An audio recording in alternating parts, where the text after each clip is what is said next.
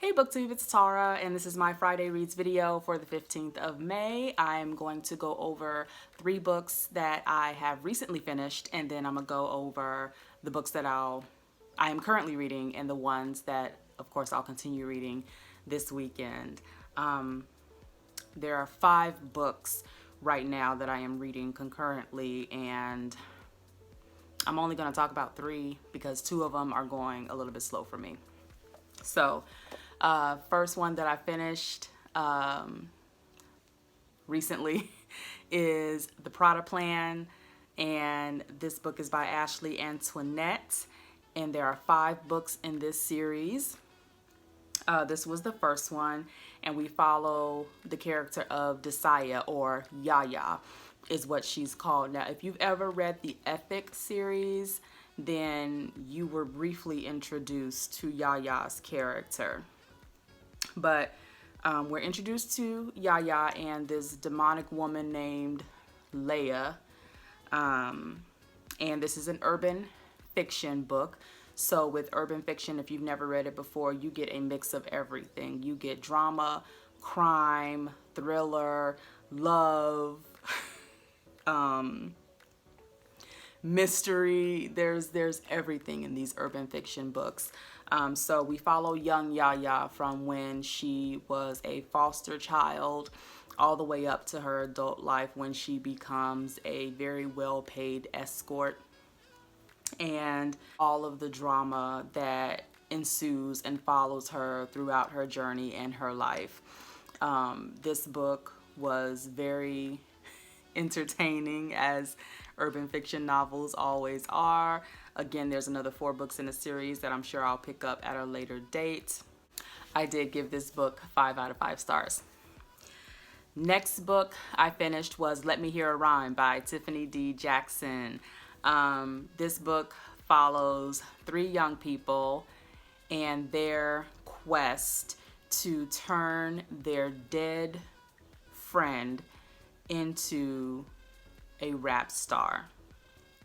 This book is part mystery as well as part journey / adventure into how they go about turning their friends' demo tapes into this mega sensation, because we're also trying to figure out in the mystery aspect how Steph, the dead character, died.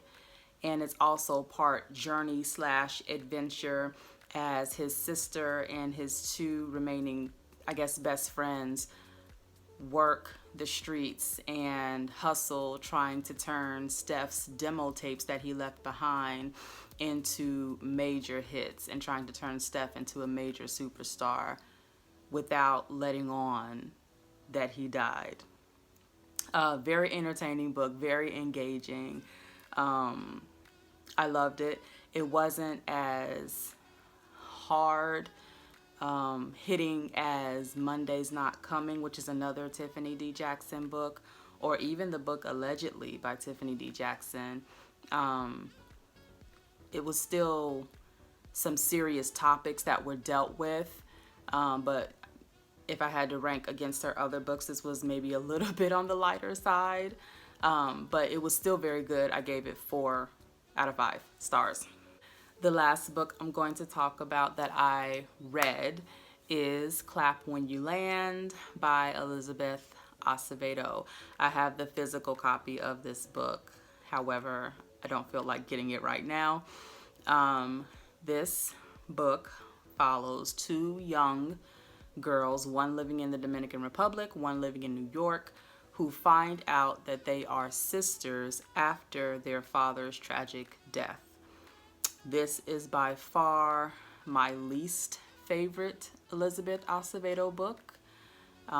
It was very difficult to become engaged and to, I guess, feel attached or relate to the characters.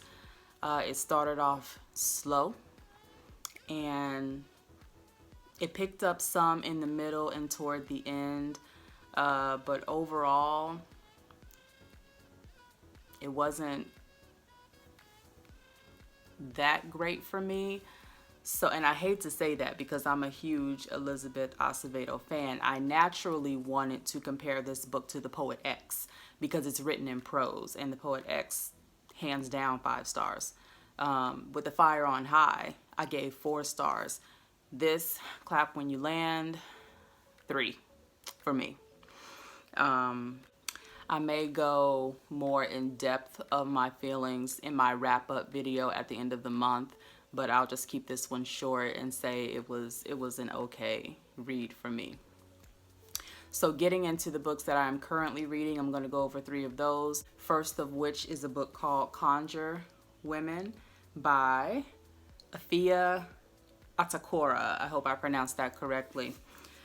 This book was based, I don't know the year, but it's based during slavery time on a plantation, and it has like 2 timelines going on. You have the timeline of Maybelle, who was the conjure woman, the woman on the plantation that did the healing and the herbs and did hexes and had voodoo dolls, and this was during the time when slavery was practiced and legal. And then you have another timeline, Rue. Rue is Maybelle's daughter, where she was brought up under her mother to learn the same type of magic, but because slavery has been abolished in Rue's time,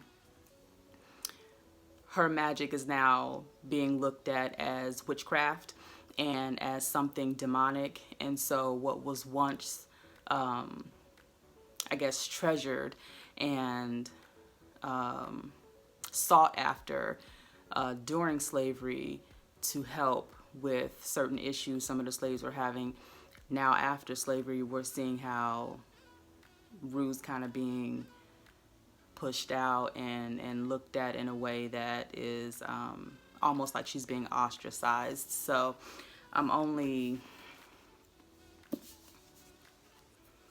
like on page 78, like I'm not that far into the book yet, so there's a lot more for me to read to figure out what's truly going on with the entire story. I know right now it's wrapped around a storyline of this young baby that was born to this young woman. I believe it was her 4th child, and when he came into the world, he was something completely different than any other child. He had these dark blackened eyes, and there was this sound that came out of him when he cried that was ungodly and unworldly.